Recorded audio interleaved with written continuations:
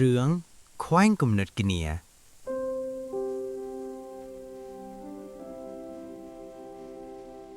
នឿព្រឹកប្រលឹមដ៏ស្រស់បំប្រងបងប្អូនពីរនាក់វណ្ណានិងសុកបានធ្វើដំណើរទៅមើលស្រែនៅឯចុងភូមិភ្លាមនោះពួកគេបានឮសំឡេងយំយ៉ាងសោកសៅចេញពីក្នុងព្រៃត្រែងពួកគាត់ទាំងពីរនាក់បានស្វែងរកសំឡេងនោះមួយសន្ទុះទីបំផុតក៏បានឃើញកូនចាប់តូចមួយដែលមានរបួសស្លាប់កំពុងតែស្រែករកជំនួយសុកមានអារម្មណ៍អាណិតបក្សីនោះយ៉ាងខ្លាំងណាស់មើលចុះបងវាកំពុងតែមានរបួសហើយ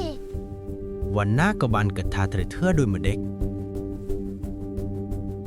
យើងត្រូវតែយកវាទៅផ្ទះដើម្បីព្យាបាលណាបងប្រុសសុកបានបីបក្សីតូចនោះយ៉ាងថ្នមត្រឡប់មកផ្ទះវិញដើម្បីព្យាបាលវាប៉ុន្តែសត្វបក្សីនេះមានអារម្មណ៍ថាខ្លួនឯងដូចជាអ្នកតូចអញ្ចឹងព្រោះវណ្ណាបានធ្វើទ្រង់ដៃយ៉ាងមាំ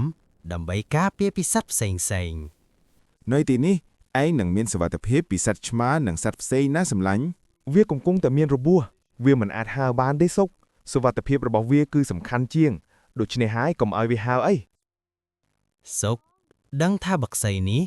ត្រូវការសេរីភាពនឹងឯហោះហើរទៅលើមេឃបានគាត់ក៏បានធ្វើចន្ទាពីឫស្សីដើម្បីជួយបក្សីតូចឲ្យហោះហើរឡើងវិញតោះបក្សីតូចសាក់លបងមួយជំហានម្ដងណាមើលទៅបក្សីតូចនោះពិតជាคล้ายខ្លាំងណាស់គេភ្លេចពីវិធីបែបណាទើបអាចប្រែស្លាប់ហើរបានហើយវណ្ណាមើលហើយ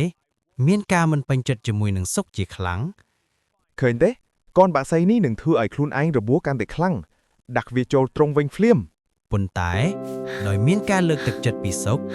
បក្សីតូចនោះក៏បានសាក់លបងហើរទោះបីវាដួលក៏ដោយក៏សុក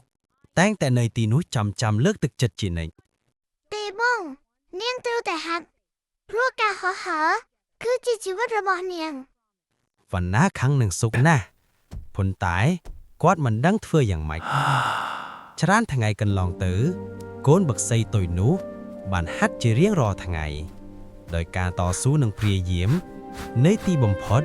ស្លាបរបស់វាមានកម្លាំងឡើងវិញកូនបក្សីតូចបានហោះហើរយ៉ាងខ្ពស់ទៅលើមេឃសុខសប្បាយចិត្តខ្លាំងណាស់រីឯវណ្ណាវិញគាត់បានយល់ពីកំហុសរបស់ខ្លួន